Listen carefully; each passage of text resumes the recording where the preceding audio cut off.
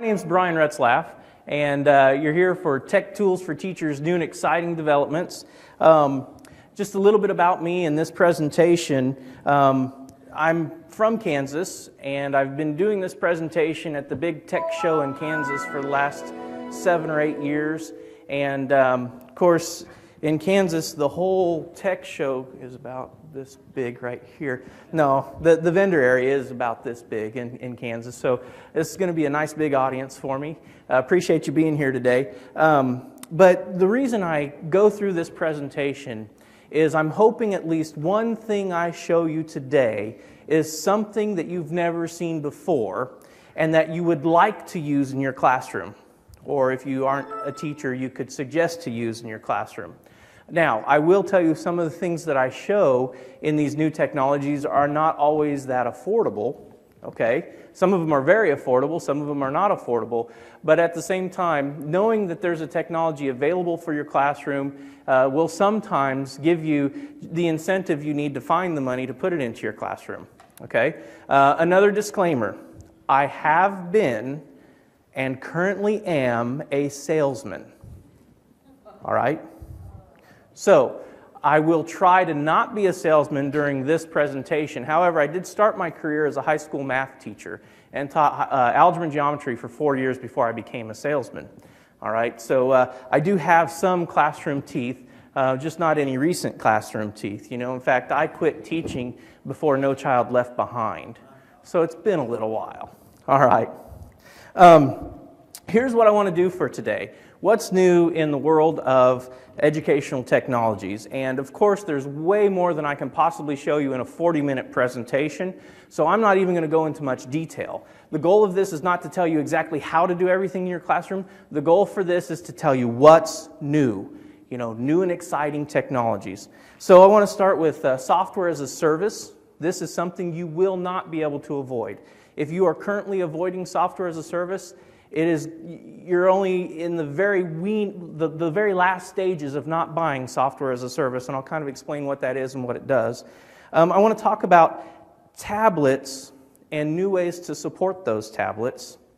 I want to talk about hardware, and I'm going to call it the state of the interactive whiteboard union. There's some stuff happening in interactive whiteboards. Cool instructional videos. This actually made it into my presentation 3 days ago. Okay, I saw it 3 days ago and I thought, oh, I'm going to have to put this in my presentation. A focus on Wi-Fi, and I'll talk about why. You know, well, gosh, everybody has Wi-Fi, right? Yeah, okay, good. Projector or flat panel, what's next? And I have some really good insight on thinking about some new ways to implement some of those technologies. So hopefully my computer's up and running now. We had a little snafu. So what I want to show, I'll just plug in the VGA cable.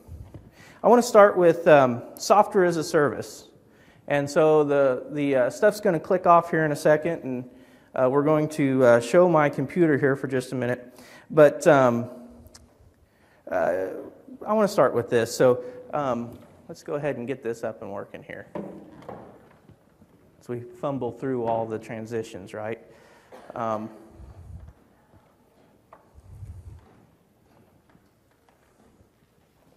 Okay. So what I want to show is when it comes to software as a service, most of you are going to notice what I'm going to start up. Okay? And hopefully my computer will let me start it up. I wanted to queue everything up ahead of time. There it goes. That PowerPoint, look at that. You know how technology is. It's always working exactly like you want it to work, right? Did that start? How many of you know what I'm opening right now? Using it in your classroom? Absolutely. How many of you don't know what I'm opening right now? Smart notebook. Okay. The reason I wanted to make a note of this is if you've had a smartboard or you have a smartboard, and by the way, I'm not here to really sell you smartboards or anything like that. I'm here to demonstrate a topic, and that is smartboards have been very popular in classrooms for 10, 12, 15 years, something like that. And always when I sold a smartboard, I would Maybe it'll start up.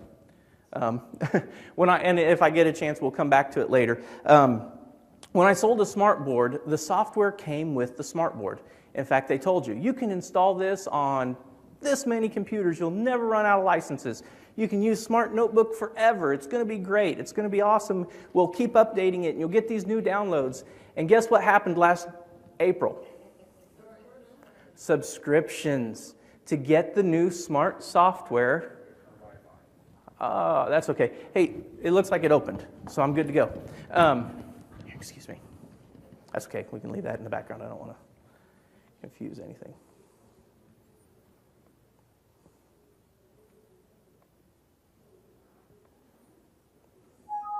Look at this. You know, you try to reboot a computer right before your presentation and everything goes like it's supposed to. Okay. Look at that. I purposely have that up there. Okay? To use Smart Notebook now, you have to register. You have to buy it. Okay? But teachers, when we first talked about this, teachers and tech coordinators were very upset because they were told you will always have Smart Notebook for free. So why are you going to make us start paying for it? Well, we're going to make you start paying for it because now smart boards are not selling like they used to. Imagine that. I mean, they're not buying near as many smart boards as they used to. So Smart wants to stay in business, of course. So they've got to make their money somewhere. And they started asking teachers, why is it you buy a smart board? Well, as good as the hardware was, it was the software. Okay? Everybody loves the software. So they are charging you for the software now. You have to pay a yearly fee to get the newest, latest, and greatest software. This is a trend that is going to happen in nearly every software you use in your classroom. If you don't like it, I'm sorry, but it's the way it's going to be. So start thinking about it now. If you're using a software and you're not paying for it every year, that software is either going to go out of date and you're not going to be able to use it in the near future, or you're just going to have to give it up, or you're going to have to pay for it. So you're going to have to start paying for the software you use. Even Microsoft does no longer sell software. They do, but Microsoft even sells their software in a monthly model now. All the Office apps and everything. So get used to it. Now, what happens though when you pay for it every month? Well, every year, excuse me. You get some great, cool new features. For instance, you get some 3D features. You also get the ability to do, now, I know this sounds like I'm talking about smart software, but guess what? This is applicable to all the other softwares out there. You know, Mimeo is still, I think, free. Promethean, are they starting to charge now? Does anybody know? Promethean's starting to charge. You know, all of these companies are going to start charging. So even though I'm showing you something on Smart Notebook, this is applicable to everything that's going to be interactive and engaging in your classroom. It's going to cost you money. But what happens is now they include things like smart response for your tablet. So instead of having to buy the smart clickers, because you're paying a software fee, you get to do clickers on your individual devices. It's all through their web, so it all just kind of works like it's supposed to. It's really a cool thing. So you're paying for that feature. You're also paying for this guy. 2 years ago, there was only one thing in this add-ons box. Now that they're getting money in to develop, there's a whole list of things, including some really cool math-related stuff, the ability to record your lesson. That XC collaboration is another kind of like clicker-type response thing. And again, I know you're seeing Smart Notebook stuff here, but this is kind of across the board. Those of you using Promethean, you're seeing a lot of these same features coming in with the Promethean software, right?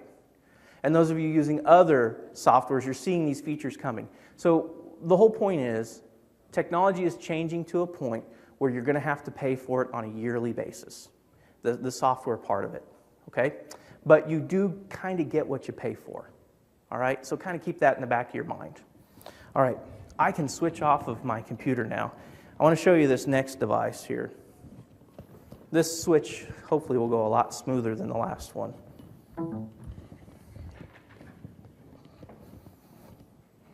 All right, so I'm using my iPad, controlling this presentation from my iPad, and just as a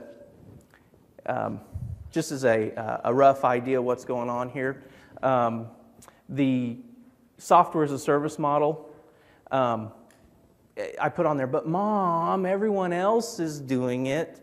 The reason I put that on there is it is going that direction. All right, but you get upgrades, you get all kinds of cool stuff.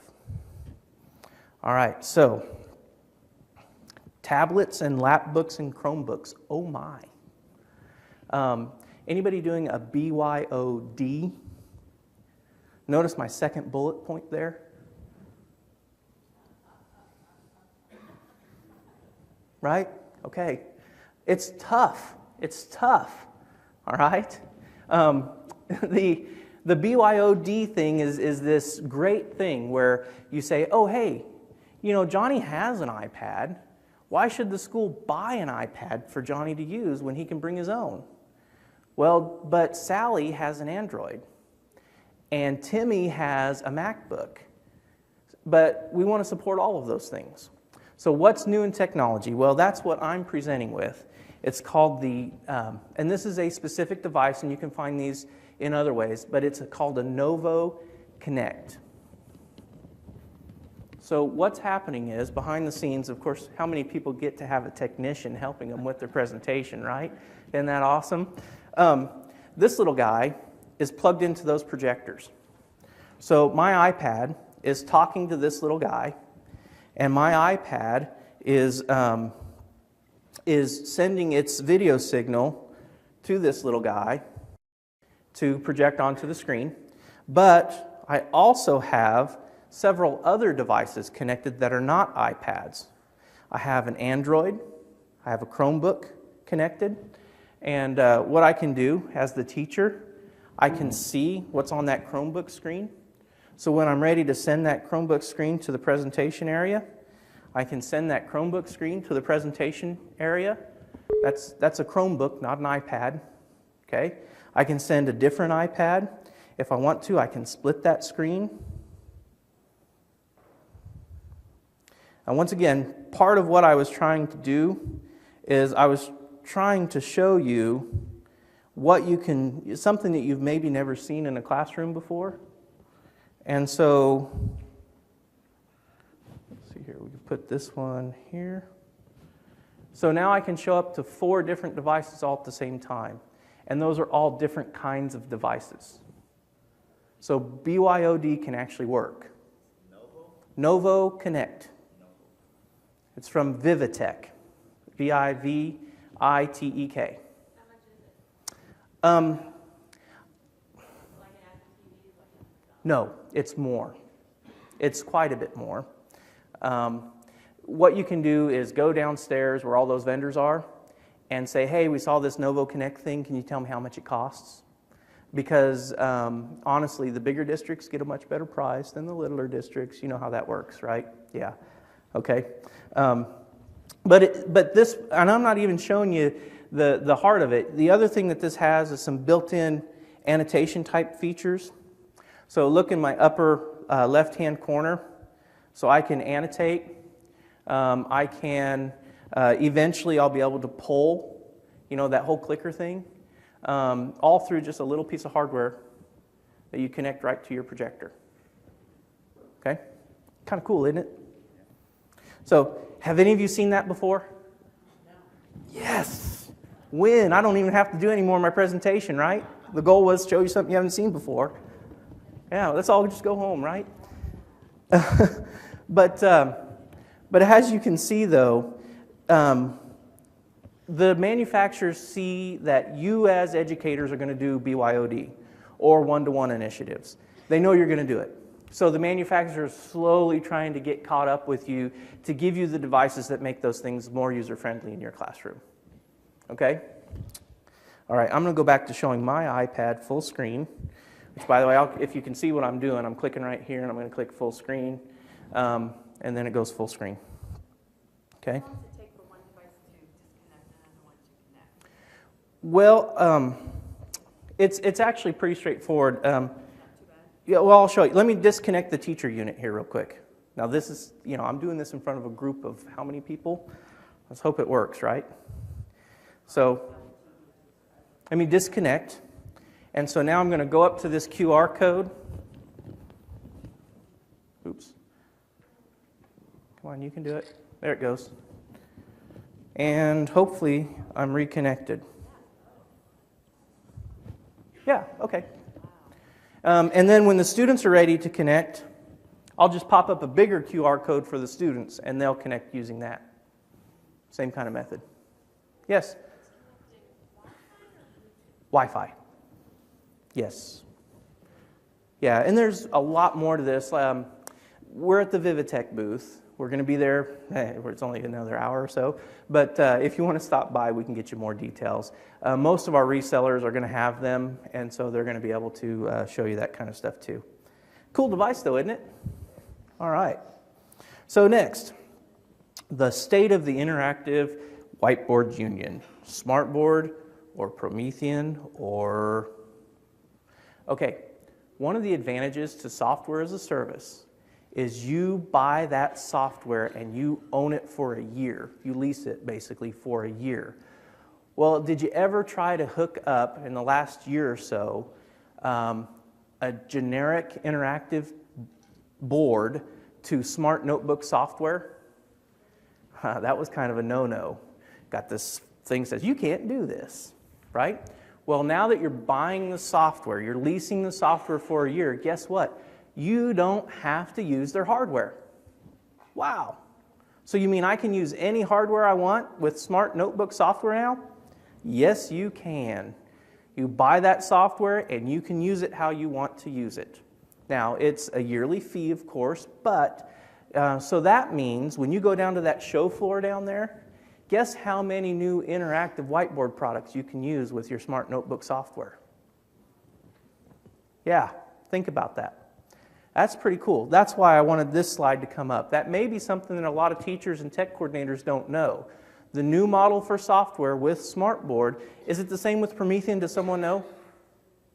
Yes? No? Nobody knows? At least with Smartboard, you can buy their software. That's critical. So that means you want to buy that inexpensive interactive projector and put it on top of your little cheap old whiteboard that's already in your room? Yeah. Yeah. So that's kind of cool. The other thing, what about interactive flat panel displays? Somebody told me they saw a $2,000 60-inch touchscreen somewhere. Anybody see that? Okay, that's still $2,000, still a lot of money. But that's a 60-inch touchscreen. That's kind of cool. Same kind of thing. You have the smart, if you buy the smart software, you can use it with that flat panel. So what is the state of the interactive whiteboard union? Seems like it's growing a bunch. All right. So making cool instructional videos. Humor me just a little bit here. This is on my laptop, and based on the way that my laptop behaved the last time I tried to switch over, let's come back to this one, okay? But this is kind of fun. I like it. Okay, so this brings up the very last point that I wanted to talk about, and that is projector or flat panel, what's next? Okay, by the way, full disclosure, I represent a projector manufacturer. Okay, that's my job. That's how I make money, is making sure that people buy projectors. So take the next thing I say with a grain of salt, have your own opinion, make your own opinion, do your own research, but here's my opinion, okay? Projectors still win when you're looking at the biggest image for the least amount of dollars. This projector, this is actually a nice one. It's about $4,000. But that image using flat panels would be about $40,000 to do it right. You could do it cheap for about 10, but anyway. So the biggest price, the lowest price per inch projectors still win. Flat panels win in longevity. Does anybody want to disagree with me on that? Any of you have one of those Casio projectors? The lampless? the bulbless projectors. Do you have it in your classroom? At your school? Are they installed or are they just on carts? Installed. Does anybody have to go up there and do anything to them? No. Okay, so there are some new projection technologies where you don't have to change the bulb. They're laser and LEDs and all kinds of other stuff. So maybe flat panels win, maybe not. Projectors and flat panels are becoming more equal when comparing brightness. The new projectors, you know, everybody used to complain, oh, I have to turn off my lights to use my projector. Okay? Most of your new projectors are so bright now that's not an issue. Okay? Now, they're still not as bright as flat panels, but the projectors are trying to catch up. Remember, I'm a projector salesman. Take it with a grain of salt. Okay? Have your own opinion. That's okay. All right? But I will tell you, based on, before I started selling just projectors, I was an AV guy and I was a teacher before that, right? I will tell you, we still sell about 10 to 1 projectors to flat panels. There's a manufacturer in the room. CCS supported me to be here today.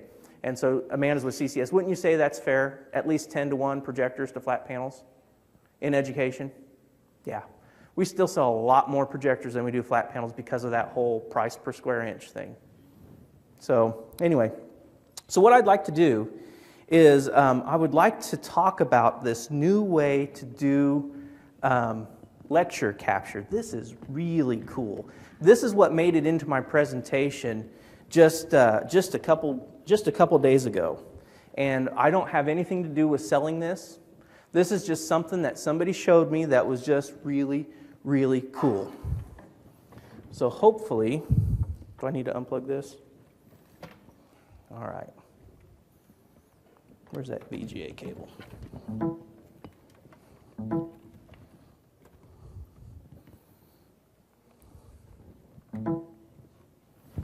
Oh, that's wonderful. Look at that. I got an image and everything. Thank you. All right. Oh, look. It's going to show me my iPhone. You know what the name of my iPhone used to be? Used to be Best Salesman. All right. So here's something called Lightboard. And this is, they actually have one of these at USF. Those of you who are not from around here, USF is a big college over in Tampa. And they have a couple of these at USF. This is actually, I think, from Northwestern. And what it is just really, really cool. Let me show you the YouTube video. Hi, I'm Michael Peshkin. I developed this Lightboard because I like teaching with a board, but I also like facing my students. For me, it is a familiar way to teach. There's no post-production. It's all right straight to disk, and so this process is quick. But maybe most importantly, in technical subjects, you do a lot of referring to symbols and graphics on the boards. You've got equations, this term, that term. You've got diagrams. I might talk about the voltage across here, the current through, and so on. And you teach with your hands, and I want to be able to do that easily. Additionally, I can superimpose PowerPoint graphics and then go and annotate those graphics. So if you're involved in online education or flipped classrooms or other reasons why you might want to commit a lecture to videotape in an easy way, I invite you to consider the Lightboard. Thank you. The Lightboard. Yes. Let me show you. Thank you. That was the next thing. Great segue. Thanks. You want to come up and present it for me? Okay. No, sorry. That is actually a great segue. Here's the deal. What he does, that's what the camera would actually see. Okay? So what they do is he has this studio set up with a big glass wall, and he writes on that wall just like he would write anything. Notice he's writing with his right hand. But when we were watching the video, it looked like he was left-handed, if anybody noticed that. Okay? The reason for that is,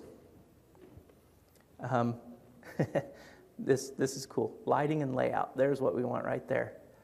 Hopefully that shows up on the screen. Let me make it bigger so it will show up. Zoom. So here's what he's doing. He's putting a mirror in front of the camera. So the camera looks at a mirror, which inverts the writing. Yeah, I mean, it's so simple, it's stupid, right? I mean, but it's genius. So stupid, it's so simple, it's genius, right? Something like that. I said that all wrong, but you get the point. There's all kinds of lighting, and he's doing all kinds of stuff there. He has to do something else to this camera to make it work well. But if you just Google that, what do you call Lightroom? Lightboard. Google Lightboard, look for it. You'll see all the details. Now, again, this is something I don't sell. I have nothing to do with Lightboard, but I figured some of you might say, well, how can I do this in my classroom? So I did pull together some stuff that would help make it happen. And so there's some stuff over there that you could get. Amanda with CCS would actually, they're the ones who brought me this idea and said, hey, look at this. Wouldn't teachers love to see this? And that's why I put it in my presentation. So Amanda with CCS can get you in contact with people who can help you figure out what it takes to make that thing work. I'm done, unless you have any other questions. Anything you'd like to see or like me to address? I've been doing educational technology for 15 years, and I've been in the trenches, so I'd love to answer questions if you have any. Otherwise, you get out early. Any questions? Thank you very much. Appreciate it.